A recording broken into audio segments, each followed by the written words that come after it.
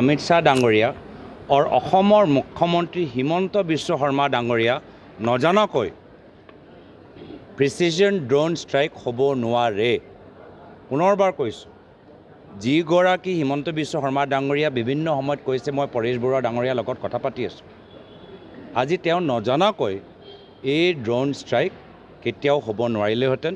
কেন্দ্ৰীয় গৃহমন্ত্ৰী এই ড্ৰোন ষ্ট্ৰাইক তেওঁলোকে হিমন্ত বিশ্ব শৰ্মা ডাঙৰীয়াৰ লগত আলোচনা নকৰাকৈ কেতিয়াও এই পদক্ষেপ নল'লেহেঁতেন। আৰু সেয়া আজি আমাৰ বিধায়িনী দলৰ দলপতি আজি বহুতে কৈছে অপাৰেশ্যন সিন্দুৰ হৈছে। আমাৰ মতে আমাৰ অসমীয়াৰ জ্যেষ্ঠসকল ককাইসকলৰ ওপৰত দদাইদেউসকলৰ ওপৰত পুনৰবাৰ সেই গুপ্ত হত্যা সেই কলা দিনবোৰ আমি পুনৰবাৰ দেখিবলৈ এটা পৰিৱেশ আমি দেখা পাইছোঁ। আলফাৰ শিবিৰত কালি আক্ৰমণ হৈছে আৰু কেইবাজনো নিহত হৈছে।